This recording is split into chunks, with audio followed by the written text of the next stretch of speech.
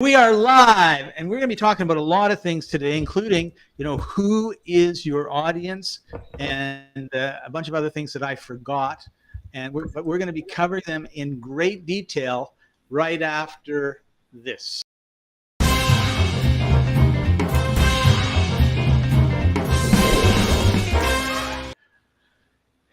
Welcome. This is Books Cafe. I'm Scott Patton. He's Chaffee-Thanh Nguyen. We are in the author training program. What we decided to do, we have over 40,000 free ebooks for you to read. Everything from fiction, science fiction, romance, detective novels, to nonfiction, business books, health books, business books, health books. We've got textbooks. In fact, we get comments from people all over the world that say, if it wasn't for your textbooks, I wouldn't have been able to pass my tests at my college and my university because I cannot afford to buy the textbooks. But I was able to get your textbooks, learn enough of the topic, and pass it. So it makes us feel really good when we get that type of feedback. We have children's books. We have adult books. We have in-between books.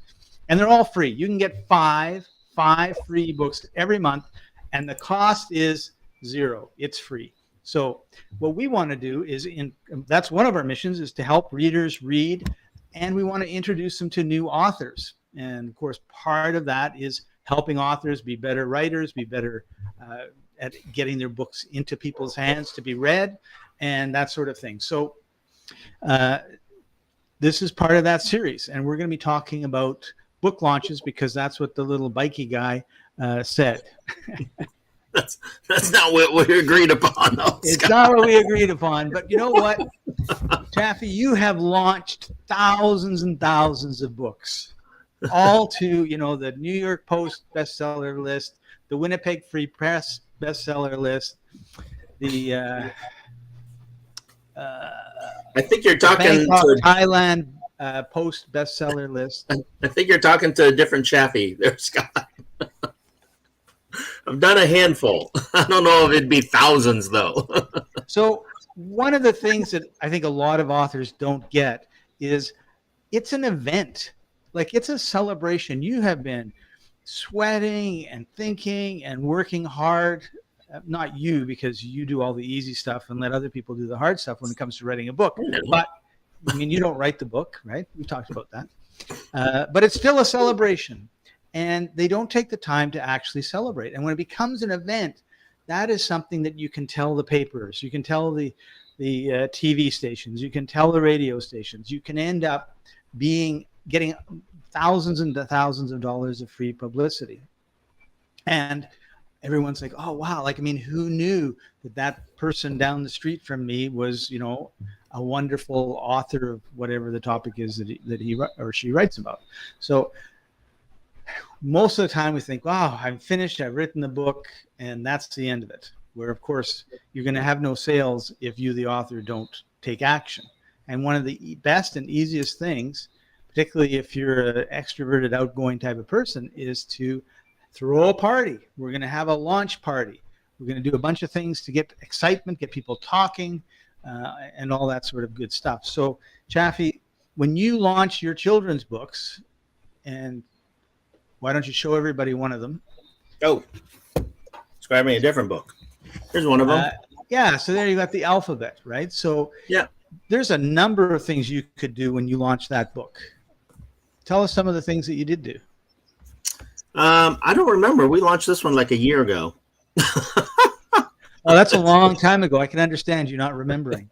Well, we've launched a handful since then, so that's why I said I don't remember. I want to go with your... Merge them all together. It's okay. We won't know. We'll go along with what your... let's just start off of what are you looking to accomplish with your book, first and foremost. Only, when I think of launches, there's one author that comes to mind, and he actually didn't start off as an author. He started off as a real estate investor, as a developer. He was so successful that he wrote a book about it called Making It Big. And since that book, he's written several books, and his latest one is called Aspire. This is what I was reaching for. And that author is this guy right here, Frank McKinney, right? So Frank McKinney His first book called Making It Big is an awesome book, by the way. You should get it. I don't have it here behind me. Only this is what he looks like now, Frank McKinney. He's kind of pretty looking now. He looks like a rock star. He was actually the rock star developer. And so when he first started, he actually had a leather jacket. He was a biker. So he was, really cool, like looking developer guy. And now he's kind of like a pretty, like rock star pretty boy. Regardless, it was a good book. And the reason that I bring him up in the whole thought process of what you're talking about, Scott, is that he became famous for doing what we call multi-million-dollar spec homes. And so one of his biggest spec homes was a $40 million home that he built entirely on spec, which means that he didn't have a buyer for it. So he didn't have any idea of who was going to buy it or what. He just wanted to build this big, fancy, schmancy, good-looking home. And so how did he sell it? If no one bought it, he'd have ended up living in it. Well, he would have ended up claiming bankruptcy. So he borrowed a lot of money. It took him, I think, like 5 years to build. Wow. And during that 5 years, he had no money during that 5 years except for the money he borrowed to build that house, right? So he was making no income at all. And so it was a speculative investment. That's why they call it a spec home, right? And what he did to sell it and what he's done to sell homes since then, and I think his largest home that he sold is like close to $100 million, like 75 or $100 million. So big, fancy, expensive homes. And what he did to sell it was he did a launch. Just like you said, Scott, he held a party. And at this party, he invited everybody, a bunch of rich people. Okay. So everybody that was rich, right? So he invited a whole bunch of rich people. So his prospective buyers. And he held this big fancy party that cost a couple $100,000 just for the party, right? Right. Hired a bunch of people, butlers, servers, all that kind of stuff, fancy foods. And then he invited the press out. And so he had all the press and all the local media came out. And his entrance, I think it was this one. I don't know if it was this one or maybe another one. He always makes a big grand entrance. And so one of the entrances was he had a big zip line. And so he was at the top of the house and over the backyard, which had this big fancy pool and all that kind of stuff. And everyone was there drinking and eating hors d'oeuvres. He zip-lined down to the area where everyone was at as his intro. And when he was zip-lining, he had a big, fancy suit. And he had like those rocket shoes and, sparklers coming about behind him. It was like, and music playing. And it was like this whole big grand fiasco, yada, yada, yada. Well, bottom line short was that it worked. That big party with all that media, with all that whatever that he spent a couple $100,000 on, he ended up selling that $40 million house to one of the people that showed up to that party, right? And more, so that comes to mind when I'm thinking of launches, right? When I'm thinking of how do I sell this book? And you're on mute, Scott, so... You always zip line through the big plate glass window of the library when you're going to be doing your reading at the librry, right? You zip through. I zip line and I hit. I'm like, here I am. Yes, exactly. Only the point is just like you said. He held a big party, had a great time, and he portrayed in his head and showed everybody what living in that house could be like. Right. He had this image of life is a party. Life is a grand time. Life is extravagant with all these people. And that is what impressed people.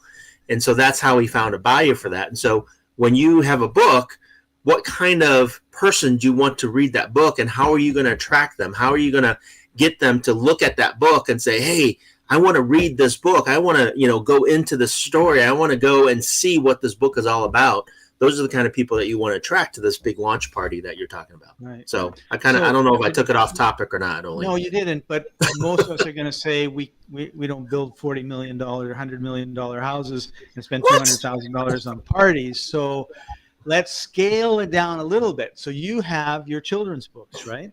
Yeah. So one of the things that you could do, I grew up in Winnipeg, Manitoba, 500,000 people, small town, the middle of the prairies. It's flat as a pancake, and you've got to go like 500 miles to the next town that's, a little bit smaller and still flat as a pancake. I mean, it's the middle of nowhere. And there was one, as I was growing up, I loved, the bars would have cover bands. And there was one guy I really loved. His name was his stage name was Rocky Roulette.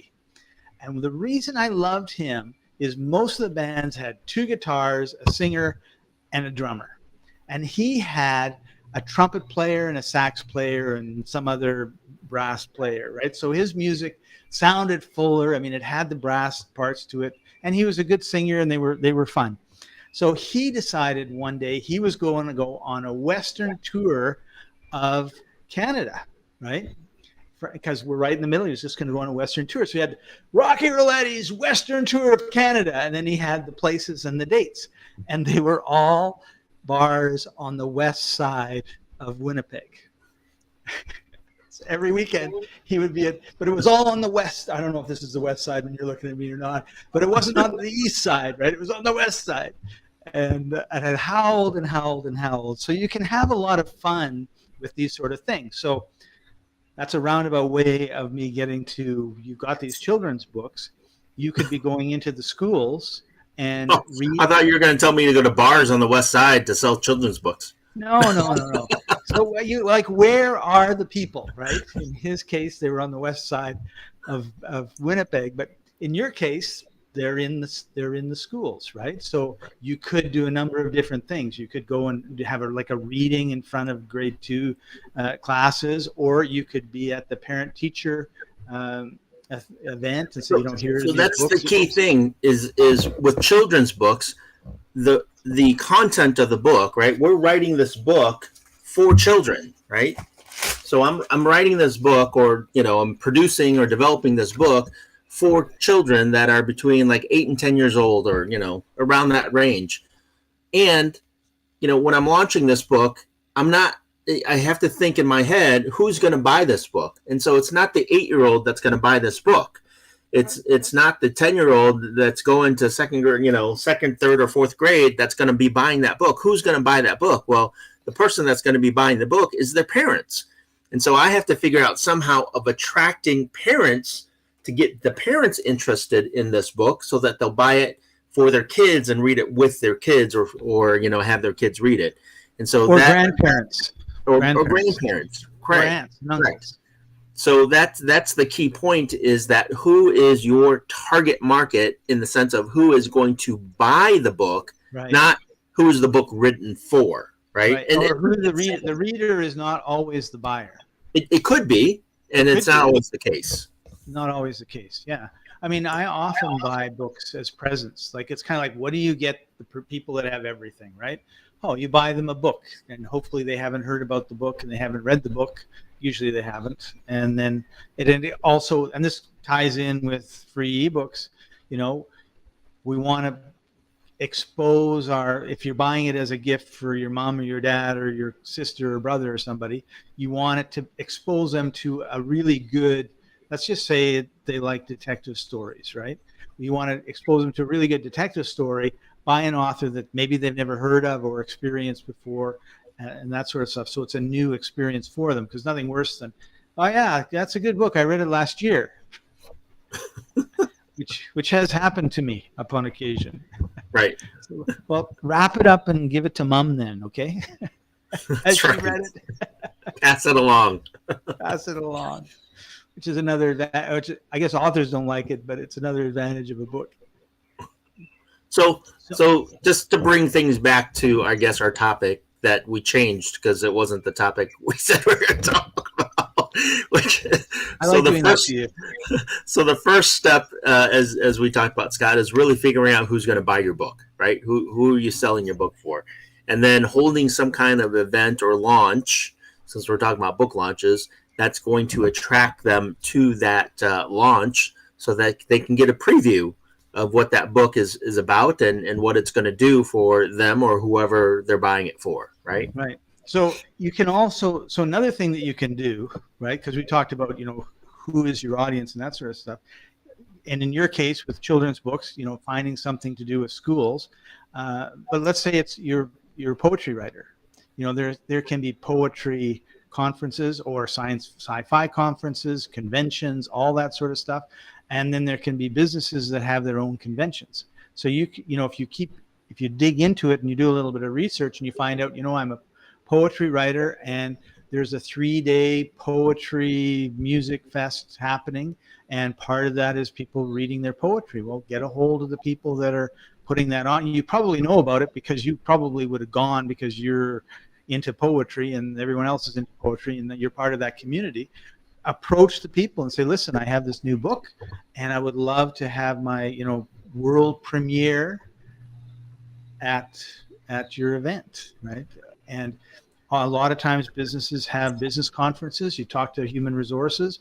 You guys have a business conference. If you write, inspirational, motivational, or business type books that aren't, you go to the company, find out what they want, say, listen, I have a speech. Here's a video of my speech talking about this, and they'll hire you.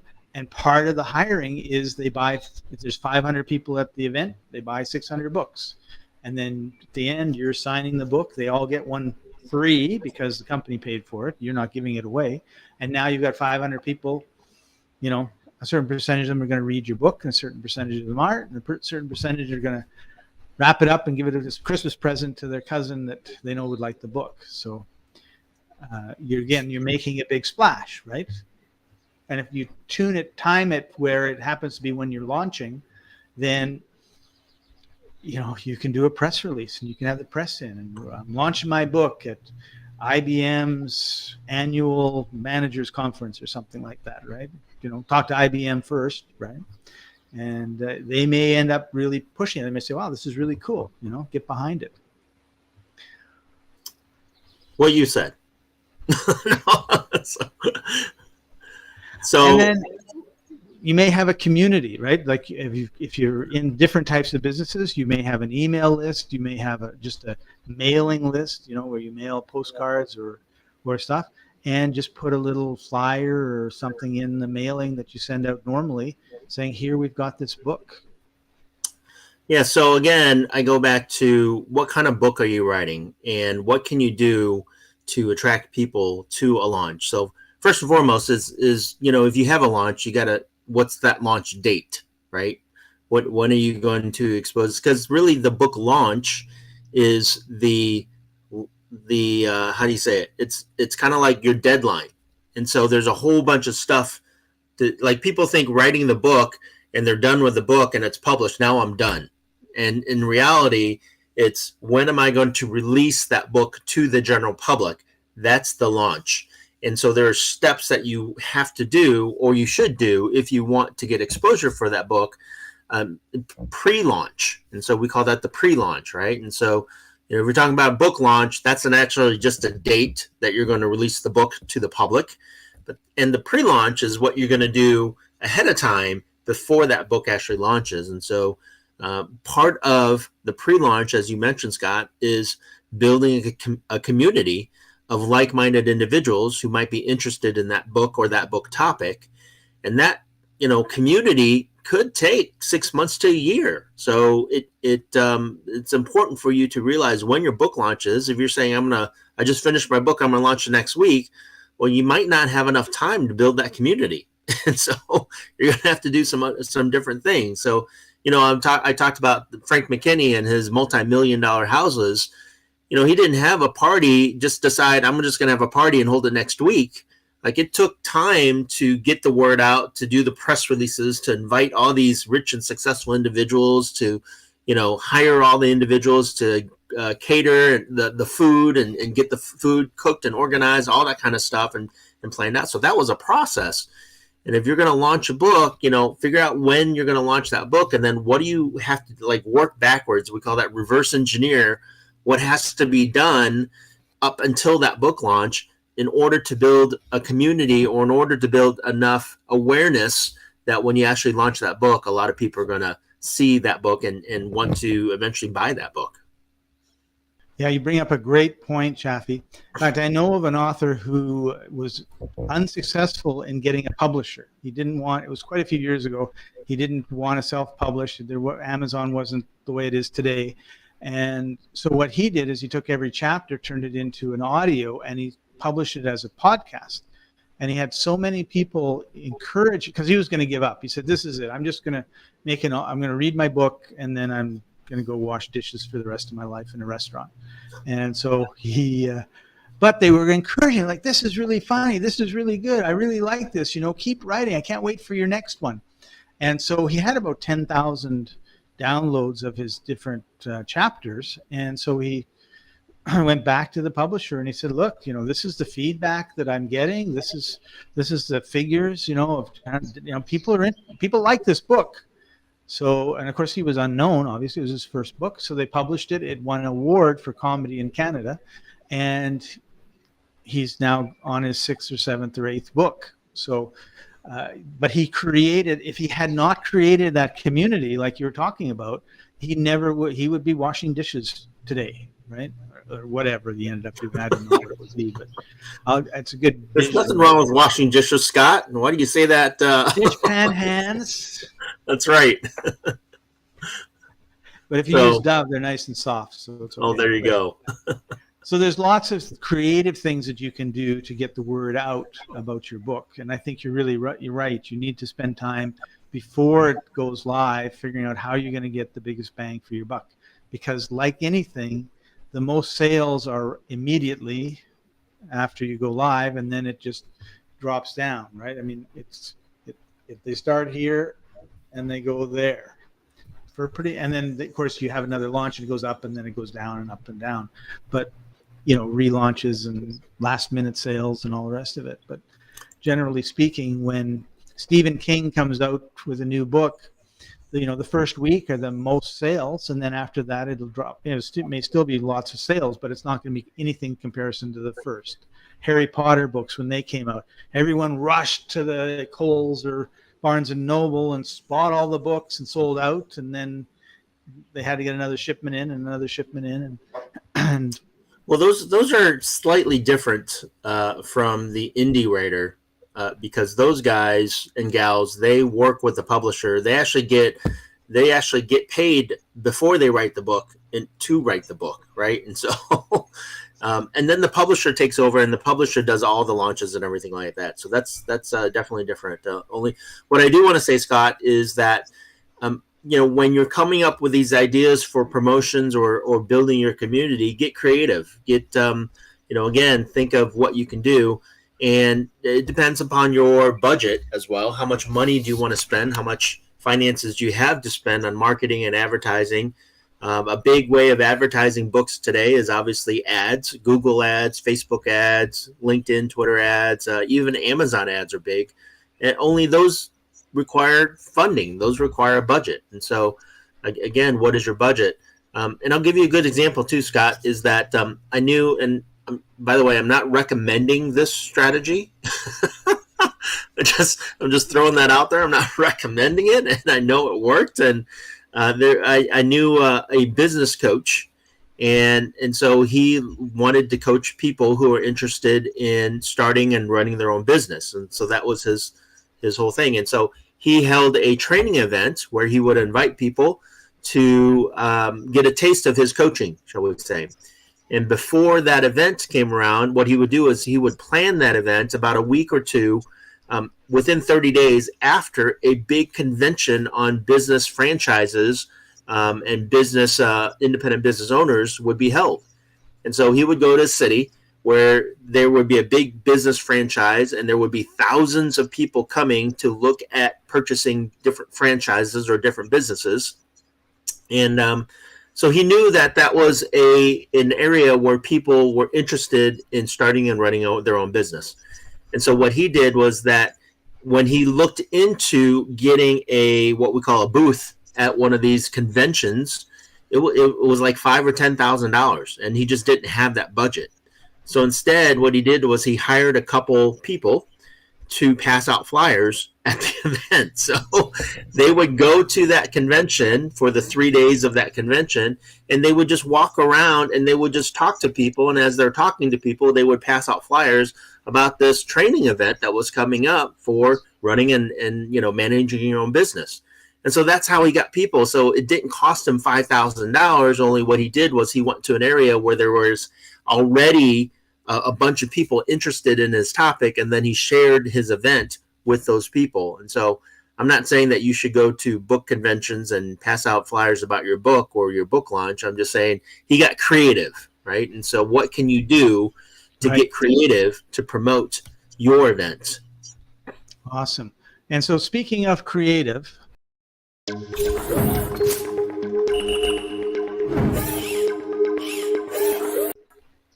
wrong one.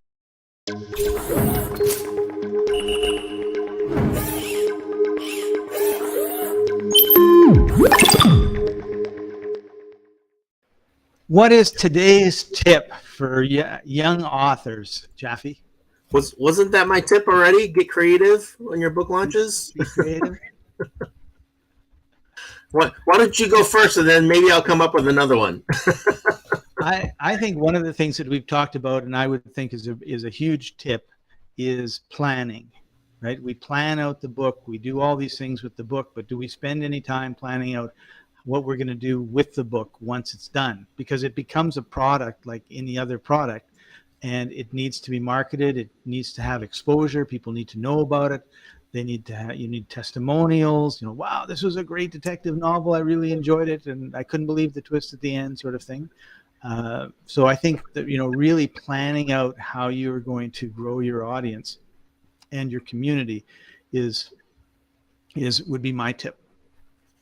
Awesome. I like it. Well, thank you.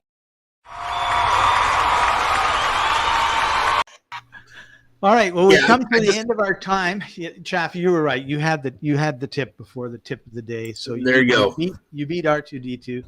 But Chaffee, if somebody, you've got a lot of books on the go. You've published a lot of books. You've got a lot of experience. You do coaching. You do help people that want to publish books. If someone wanted to get a hold of you, what should they do? Simply you can check my website out at www.keyconceptcoaching.com. If you want to schedule a call, you can just go to keyconceptcoaching.com/schedule, or you can just email me at chaffee@keyconceptcoaching.com as well. Awesome. Great. Well, thank you everybody for joining us. Make sure you head over to free-ebooks.net because you can join for free and get up to 5 books a month, which I think is a pretty good deal. And you're going to be supporting new authors that are trying to build their community. And so that's it for now. We'll see you all next week.